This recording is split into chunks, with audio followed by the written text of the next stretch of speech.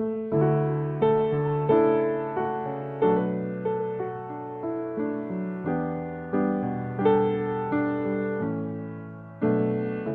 hermanos y hermanas de nuestra comunidad parroquial, un saludo de paz y bien. Hoy en el domingo el Señor nos invita a reflexionar un pasaje del Evangelio según San Lucas capítulo 10, versículo 25 al 37. En este relato Jesús nos deja una de las parábolas más conocidas y transformadoras, la del buen samaritano. A través de esta enseñanza somos llamados a reconocer a nuestro prójimo y a vivir con auténtica compasión.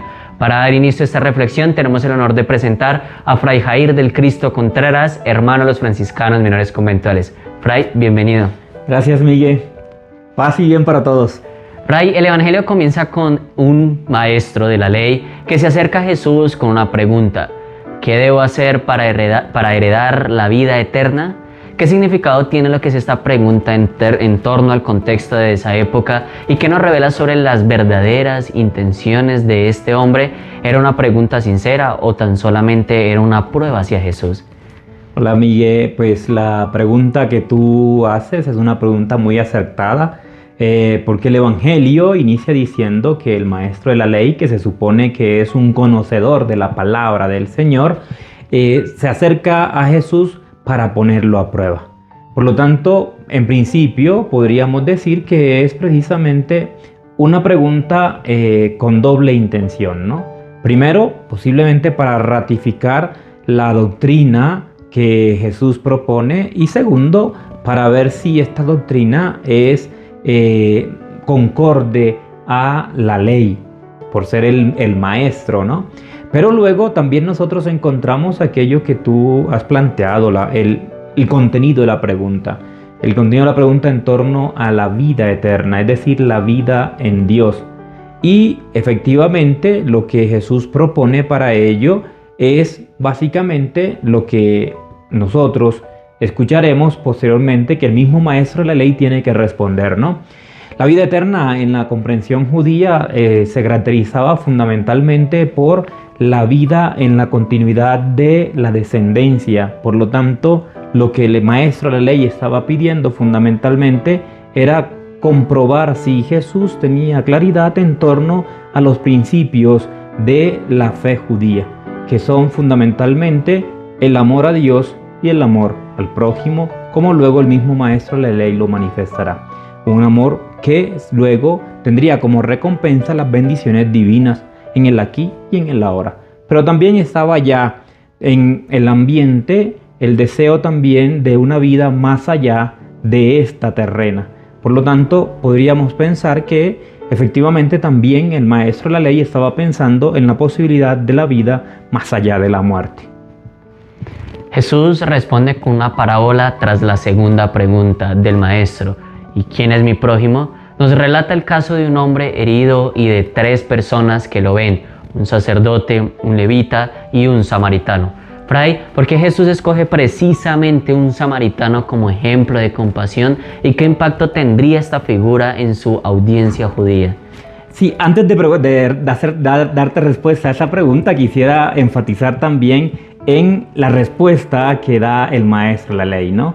Porque Jesús no le responde, sino que hace lo que luego se conoce como la mayéutica, es decir, hacer que aquel que está en el auditorio se responda a sí mismo, que pueda descubrir la respuesta por sí solo, ¿no?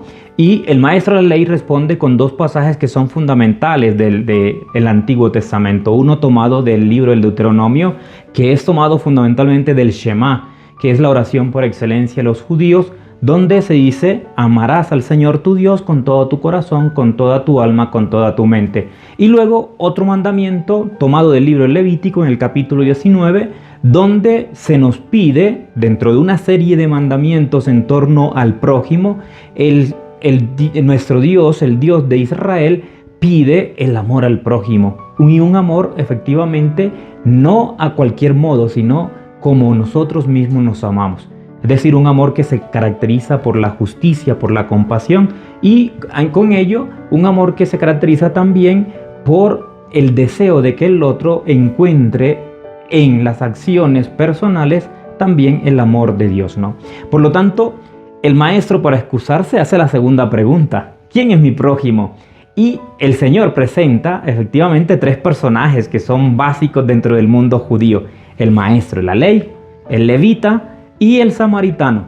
Es decir, aquel que es conocedor de la palabra, aquel que es conocedor del culto y aquel que está distante del culto.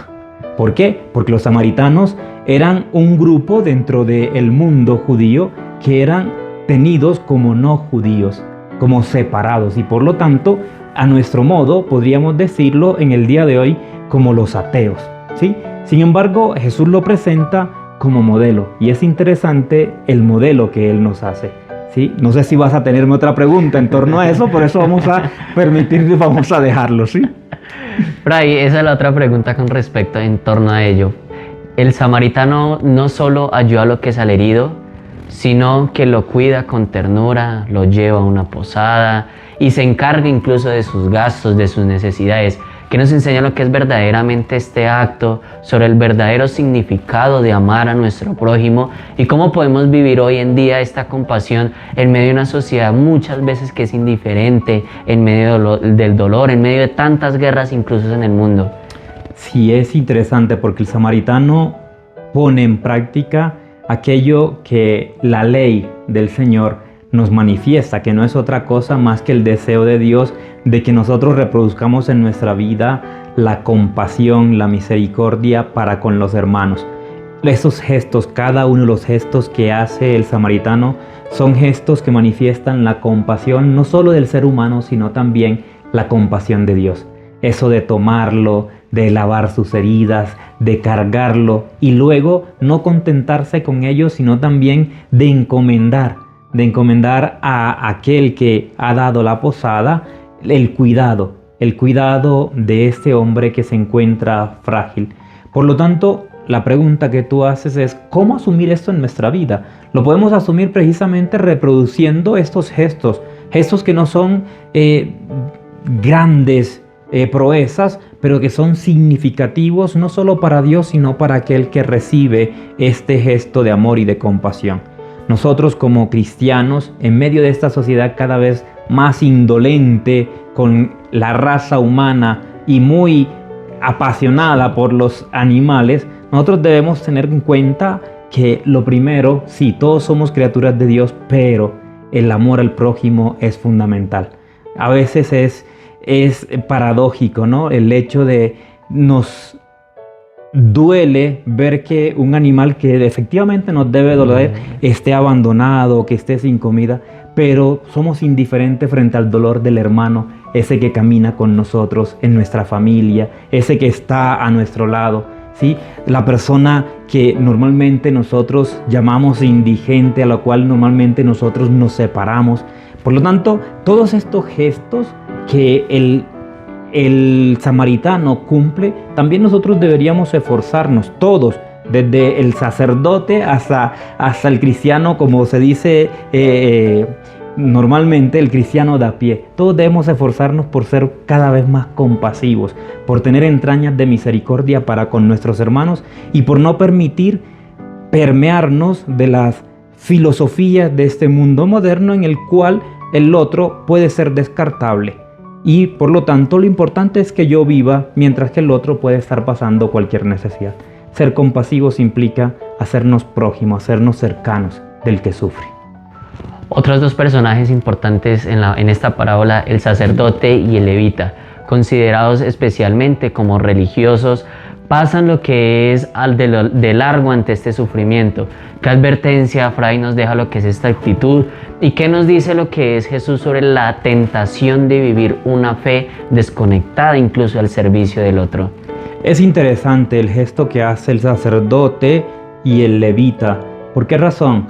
Porque estos en realidad no es que sean malos en excelencia, sino porque había también una ley.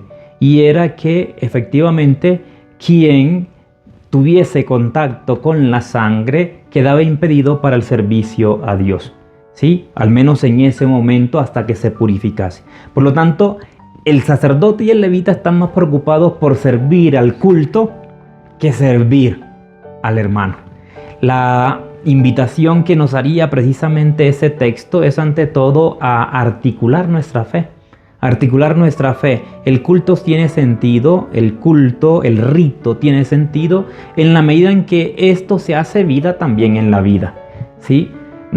Había un gran santo que decía que, por ejemplo, a sus hermanos, que dejar la oración por atender a un pobre no es dejar la oración, es traspasar este gesto que estamos haciendo como comunidad a la acción. Por lo tanto, eso también debemos tenerlo presente nosotros. A veces somos muy religiosos, a veces somos muy de oraciones, de camándula, pero nuestra vida concreta está en total disonancia con aquello que vivimos en el culto.